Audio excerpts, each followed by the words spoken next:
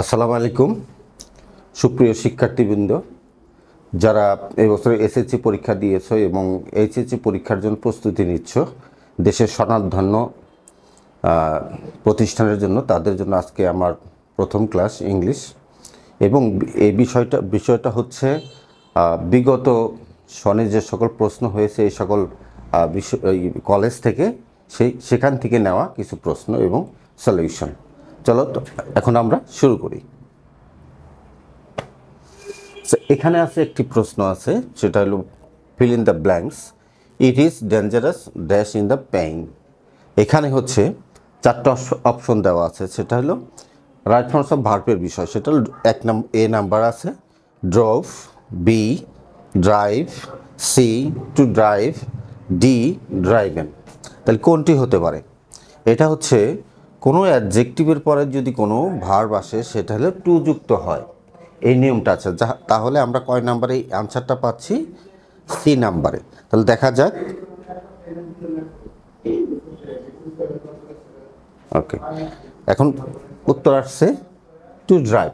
ঠিক আছে, বুঝতে পারছো? এখন আমরা নেক্সট কোশ্চেনে যাই। Number 2, the composition needs dash. A to write, B writing, C written, D to be written।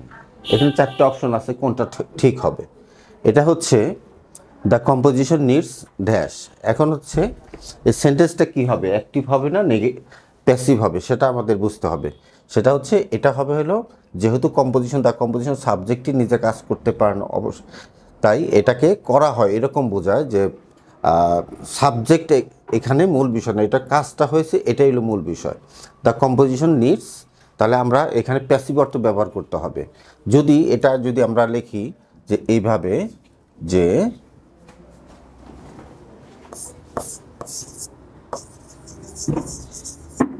He needs to do the sum, তাহলে ওকে, এটা প্রশ্নটা ওকে, ঠিক আছে। এখন আমরা যদি এরকম করি, দ্য সাম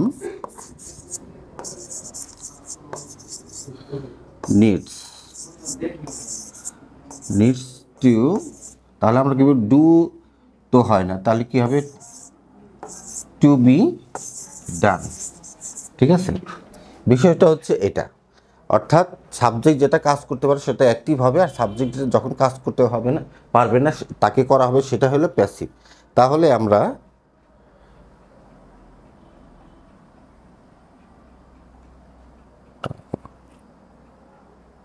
আচ্ছা, তাহলে কি বোঝা গেল এখানে? এটা প্যাসিভ হবে। তাহলে the composition needs to be written, তাহলে আমরা কি পাচ্ছি উত্তরটা? To be written. আচ্ছা, তাহলে নেক্সটে চলি। Number 3, I study English, Dutch, French and Spanish. এখানে চারটে অপশন দেওয়া আছে, সেটা হলো but, and, also, as well. আচ্ছা, তাহলে এখানে সমধর্মী শব্দগুলো আছে, English, Dutch, French and Spanish হবে।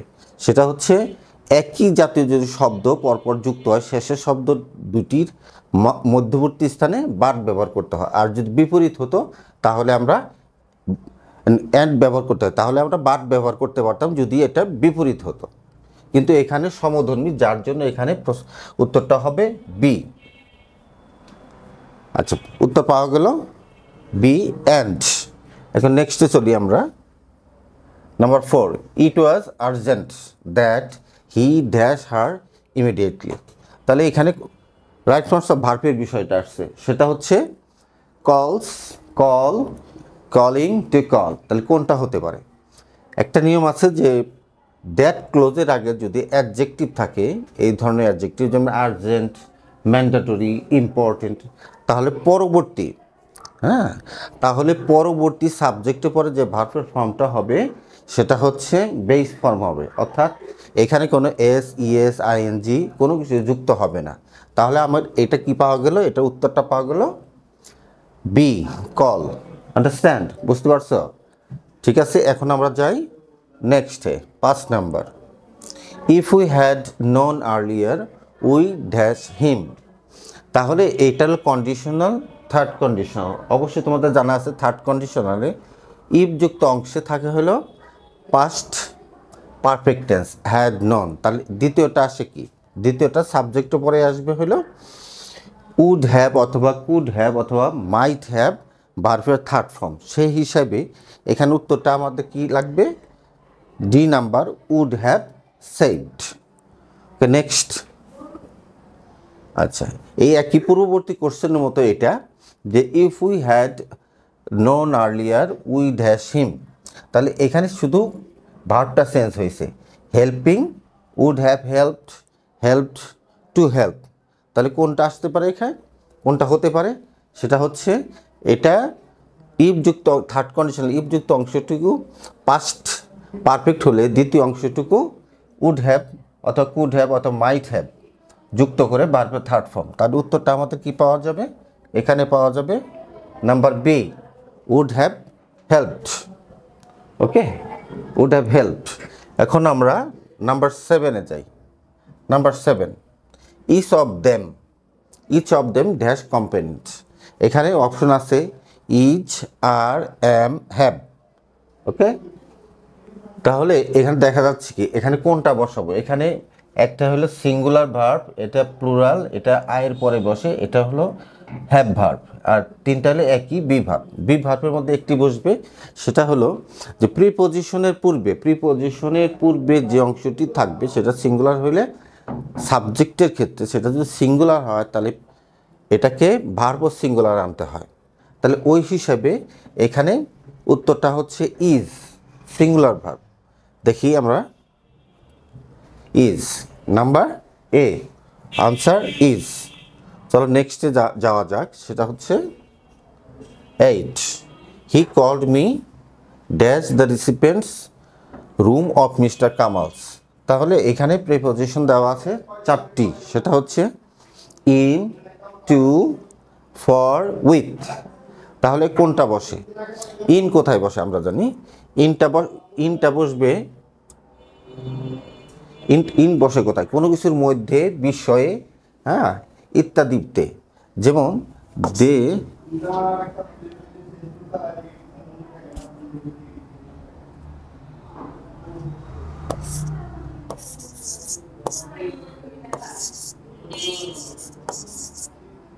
দে আর ইন দ্য ফিল্ড।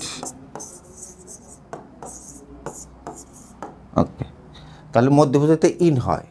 আচ্ছা, তাহলে টু আমরা কোনো কিছুর দিকে বা প্রতি ইত্যাদি যদি বোঝায়, কোনো কিছু প্রতি গতি বোঝায়, মোশন বোঝায়, তাহলে যেমন যে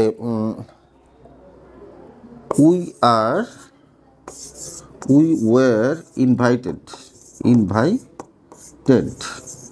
we are invited to dinner. তাহলে আমরা কোথায় আমন্ত্রিত হয়েছিলাম, we are invited to dinner, তাহলে দিকে বোঝাচ্ছে। তাহলে উত্তরটা আমরা এখানে পেয়ে গেলাম কি, উত্তরটা পেয়ে গেলাম বলে 2। তাহলে উত্তরটা আমরা দেখি,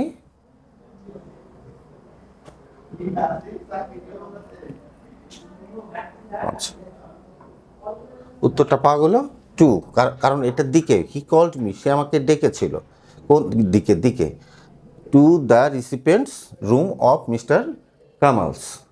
next number 9, the boy with the dog is my friend. অর্থাৎ কুকুর সহ বালকটি, যে কুকুরটা নিয়ে এসেছিল যে বালকটি, সেই বালকটি হচ্ছে আমার বন্ধু। এখানে বলা হয়েছে the underlined part is a prepositional phrase and it acts as an dash in the sentence.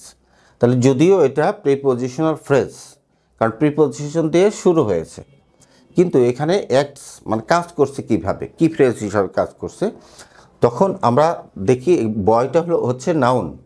অর্থাৎ নাউনকে যে ফ্রেজ বিশেষিত করে সেটা অবশ্যই কি হবে, অ্যাডজেক্টিভ ফ্রেজ, কারণ অ্যাডজেক্টিভের কাজই হচ্ছে নাউনকে বিশেষিত করা। তাহলে এখানে আমরা কি পেলাম, অ্যাডজেক্টিভ ফ্রেজ। এখানে 4টা ফ্রেজ দেওয়া আছে, noun phrase, adjective phrase, adverb phrase and verb phrase. তাহলে এখানে হচ্ছে adjective phrase. Okay, next, the girl in blue sari looks beautiful. Here in blue sari is dash fresh. এখানে যে প্রিভিয়াস যে সেন্টেন্সটা ছিল সেই সেন্টেন্সের মতো এটা যদিও প্রিপোজিশনাল ফ্রেজ, কিন্তু এখানে অ্যাক্ট করছে কীভাবে, কাজ করছে কীভাবে, এই অংশটুকু দ্য গার্লকে বিশেষিত করছে, মানে গার্ল কোন অবস্থায় আছে, একটা নীল শাড়ি পরা অবস্থায় আছে, তাহলে সেটা হচ্ছে কোন ফ্রেজ, আমরা নাউন ফ্রেজ বলতে পারি না, অ্যাডজেক্টিভ ফ্রেজ। ওকে, আজ এই 10টি সেন্টেন্স নিয়ে আলোচনা করা হলো। তোমরা এটা এই বিষয়ে আর একটু প্রস্তুতি নিবে। হ্যাঁ, আমরা নেক্সটে আরও এরকম ইম্পর্টেন্ট অনেকগুলো বিষয় নিয়ে পর্যায়ক্রমে আমরা ভিডিও দেব, এবং তোমাদের মতামত, কোনো কিছু পরামর্শ থাকে, মূল্যবান পরামর্শ থাকে, আর তোমরা দিবে, আমরা অবশ্যই সাদরে গ্রহণ করব।